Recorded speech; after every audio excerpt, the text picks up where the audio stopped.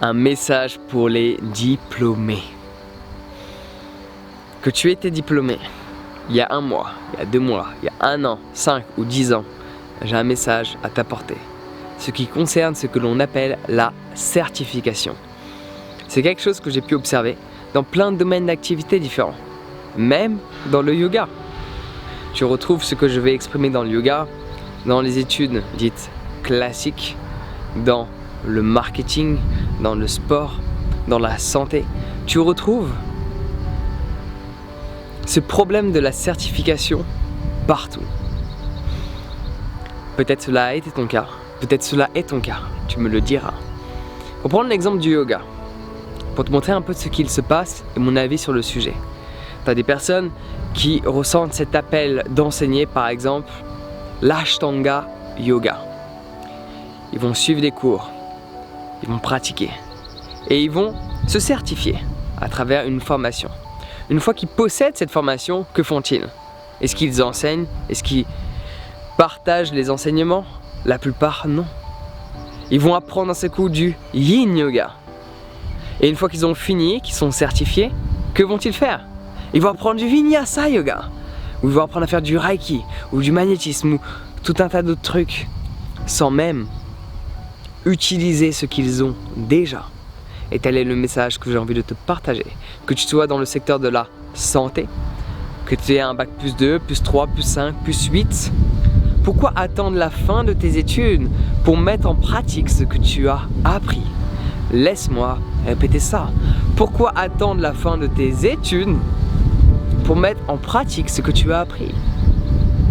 Si tu as un bac +2, +3, +5, +8, peu importe où tu en es dans tes études, ou toutes les certifications qui ne correspondent pas à des années d'études, dans différents domaines, sportifs, énergétiques ou autres, pourquoi attendre d'avoir une autre certification pour déjà mettre en pratique les connaissances dont tu disposes que d'autres personnes n'ont pas? Parce que tu vois, il y a 2 avantages. Le premier, c'est que tu vas pratiquer, tu vas t'améliorer. Le second, c'est que tu vas partager et tu vas aider. Pourquoi attendre pour t'améliorer? Pourquoi attendre pour aider alors que tu en as les capacités? Et ça, pour moi, c'est un réel problème qui se passe à l'heure actuelle. Cette notion de certification. Déjà, en quoi tu as besoin d'un bout de papier pour faire ce que tu aimes? Je sais, il y a certains domaines d'activité, on a envie de te dire, on a besoin d'un bout de papier. À 99% des cas, non. Il y a même des exemples dans les domaines d'activité les plus fermés par rapport à la prise d'activité sans diplôme, où il y a quand même des personnes qui ont réussi à y travailler et à exceller dans ce domaine d'activité sans diplôme. Que cela soit dans le milieu de la justice, chose qui est très compliquée, il y a eu des petites magouilles, mais il y a des gens qui ont quand même réussi à percer dans ce domaine-là sans diplôme de base. Et il y a même un exemple que je peux donner bien catégorique par rapport au métier de la santé. Si tu veux être docteur, on te dit il faut des diplômes. C'est vrai que c'est préférable. En soi, qu'est-ce qu'on t'apprend? Ça, c'est une autre histoire. Ok, on en fera une autre vidéo. Bah, on oublie ce que je viens de dire. Si tu penses à Hippocrates Health Institute, la première institut vegan en Floride, qui guérissent des cancers en 3 semaines avec des jeunes pousses, principalement, et avec d'autres trucs. Ils guérissent des cancers en 3 semaines. Les gens payent des dizaines de milliers de dollars pour les 3 semaines, chose qui n'est pas cher pour guérir d'un cancer, mais qui peut paraître cher pour pas mal de personnes. Et j'en ai conscience. Le mec à la hauteur de ça, j'oublie à chaque fois son prénom. C'est docteur quelque chose, docteur Dupont. C'est pas son nom, mais tu vois là où je veux en venir. Il n'est pas docteur. Il n'a pas les diplômes pour être docteur. Pourtant, il soigne plus de personnes que la plupart des docteurs. Et là, tu devrais te poser la question, mais qui est le vrai docteur? Celui-là qui a le diplôme ou celui-là qui sauve les gens? Laisse-moi répéter ça. Qui est le vrai docteur? Celui qui a le diplôme ou celui qui sauve les gens? Alors bien sûr, ça crée des jaloux, il y a des gens qui ne sont pas contents, donc du coup, on lui met des bâtons dans les roues, il paye des amendes tous les mois. Mais il s'en sort plutôt bien, donc du coup il les paye. Et il veut garder son statut parce que cela est un docteur. Alors certes c'est vrai, c'est plus facile, tu as moins de problèmes avec la justice quand tu fais les choses avec une certification. Le but de cette vidéo n'est pas de te dire, n'aie pas de diplôme, Si tu as envie d'avoir des diplômes, un bout de papier accroché sur ton mur, alléluia.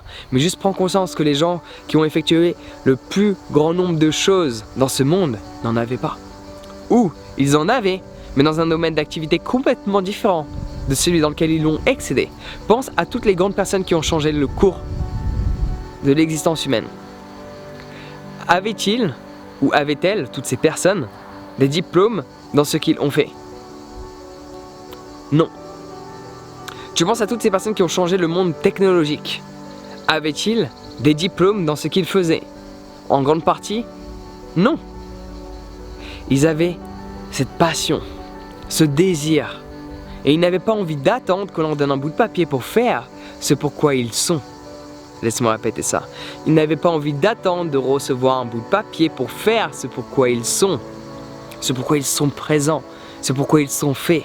Il y a des choses qui, tu sais, c'est à toi de les faire. Ouais. Il y a des choses, toi seul peux les faire. Il y a des choses, toi seul peux les faire aussi bien. Il n'y a que toi qui as ces capacités. Et tu le sais. Alors pourquoi attendre qu'on te donne un bout de papier? Pourquoi attendre la validation? Parce que c'est ce que c'est. Pourquoi attendre la validation d'une autre personne ou d'une institution pour te dire que oui, maintenant, tu peux le faire? Se sentir prêt ne dépend pas d'un bout de papier. Se sentir prêt dépend du ressenti que tu as créé à travers ton état d'esprit. Est-ce que tu te sens prêt? Est-ce que tu es prêt à créer un changement? Est-ce que tu es prêt à avoir un impact puissant et conséquent? Si c'est le cas, tu peux continuer d'être diplômé. Il n'y a rien de mal à ça. Tu peux continuer d'être sur les bancs de l'école, les bancs de la fac, les bancs des universités ou tout ce qui est école spécialisée. Tu peux continuer. L'un n'empêche pas l'autre. Mais mets en pratique ce que tu apprends. Au lieu juste d'absorber de la connaissance et de ne pas l'utiliser. Où est l'utilité?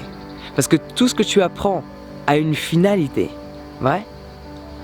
Si tu apprends à faire des smoothies, peu importe comment tu le dis, tu apprends toutes les recettes, mais tu n'achètes pas le mixeur pour en faire.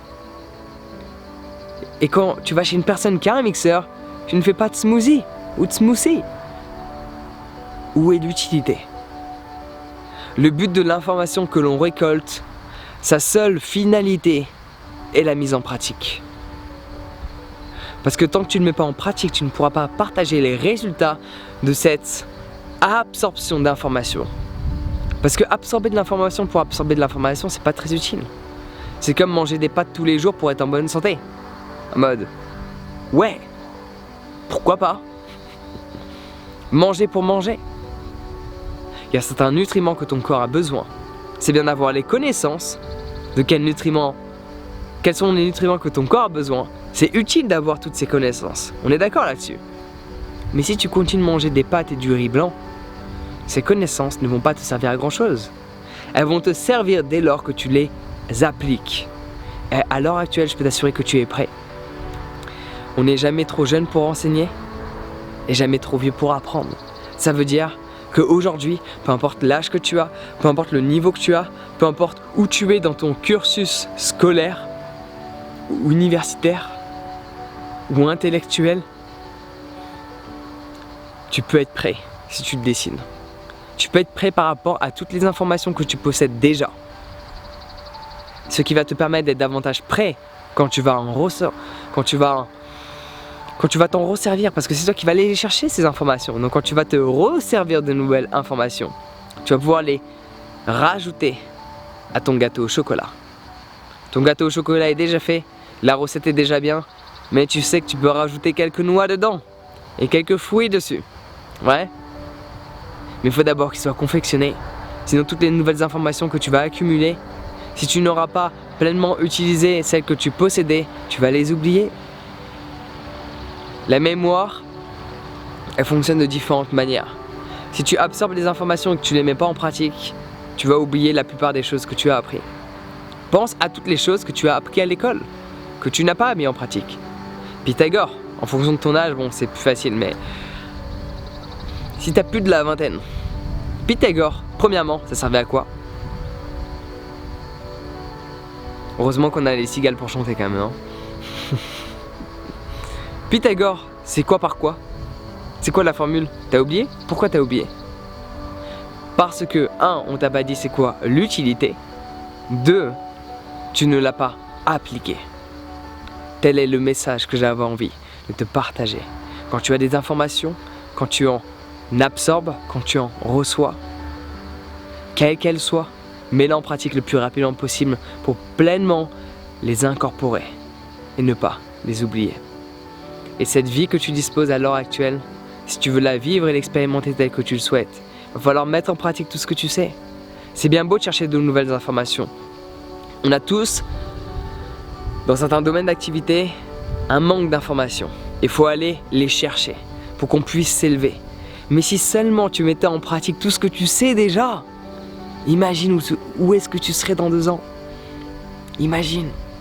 Si tu mettais aujourd'hui en pratique tout ce que tu sais sur l'aspect spirituel, professionnel, personnel, relationnel, intellectuel, culturel, où est-ce que tu serais dans 1 an, dans 5 ans?